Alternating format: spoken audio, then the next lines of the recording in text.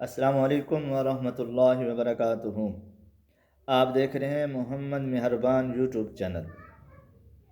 آج آپ کے سامنے کچھ اعمال بیان کرنا چاہتا ہوں جس سے انسان وہ اعمال اپنا لے، اس سے انسان کا خاتمہ ایمان پر ہو جاتا ہے۔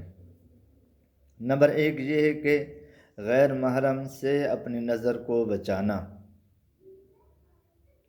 نمبر 2 یہ ہے مسواک کرنا۔ مسواک جیسے مردوں کے لیے سنت ہے ایسے عورتوں کے لیے بھی سنت ہے۔ اور نمبر 3 یہ ایمان پر شکر ادا کرنا۔ نمبر 4 یہ ہے کہ صدقہ خیرات کرنا۔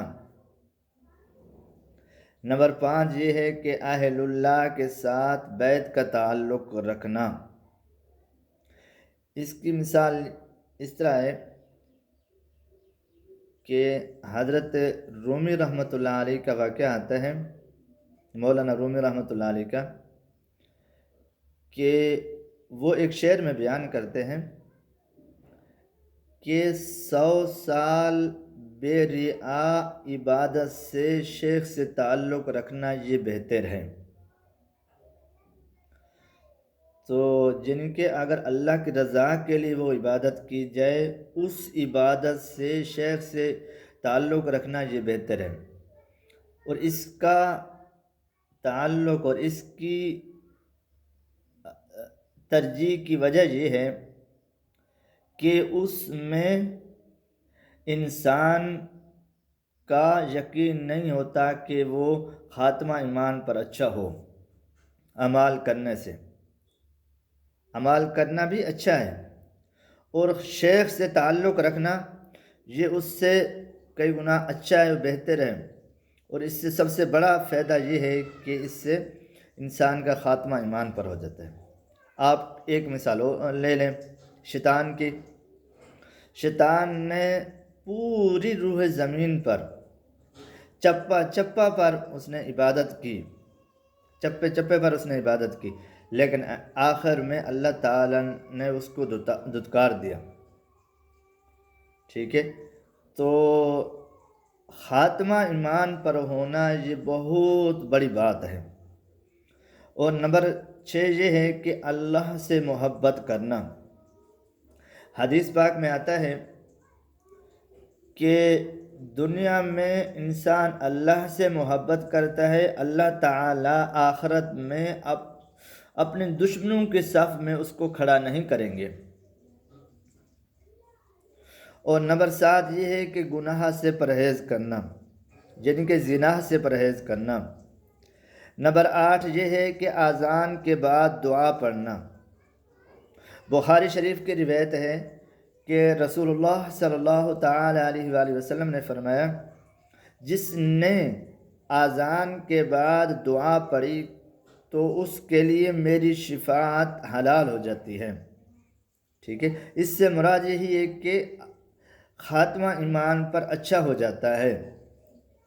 اور سنت تو یہی ہے کہ جو اذان کے الفاظ مؤذن کہے اسی الفاظ کو انسان دہرائے۔ تو نمبر 9 یہ ہے کہ ہر وقت کلمہ پڑھتے رہنا۔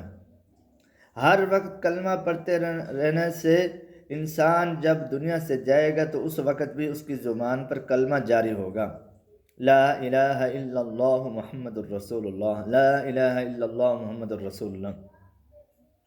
اور نمبر 10 یہ ہے کہ انسان جب بھی دعا مانگے نا، دعا میں یہ دعا ضرور شامل کرے، ربنا لا تزغ قلوبنا بعد اذ ہدیتنا وہب لنا من لدنک رحمہ انک انت الوہاب۔ یہ دعا باقاعدگی سے اللہ سے یہ مانگے، اللہ سے، اللہ تعالیٰ مجھے ہدایت دینے کے بعد مجھے ٹیڑھا نہ کر دے، ہمارے دلوں کو ٹیڑھا نہ کر دے۔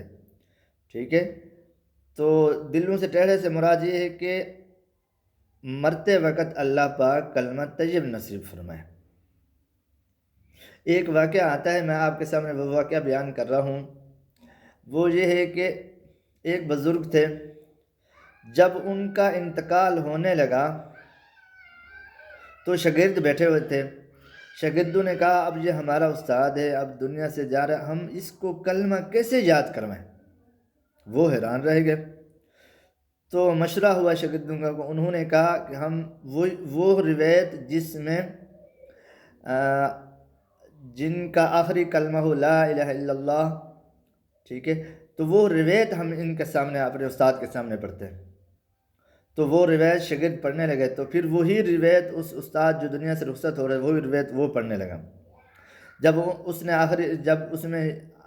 آخر میں یہ کہا من کان آخر کلامہ لا الہ الا اللہ محمد الرسول اللہ، یعنی کہ جس کا آخری کلمہ ہوگا لا الہ الا اللہ محمد الرسول اللہ، تو اسی وقت وہ روایت پڑھتے پڑھتے آخر میں لا الہ الا اللہ محمد الرسول اللہ پڑھتے ہوئے دنیا سے رخصت ہو گیا۔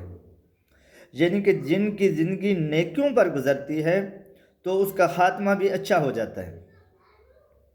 تو امید کرتا ہوں یہ آپ کو ویڈیو اچھی لگی ہوگی۔ اگر آپ کو اچھی لگی ہے اور کمنٹ کر کے مجھے بتائیے، تو انشاءاللہ ملتے ہیں نیکسٹ ویڈیو میں۔ اللہ حافظ۔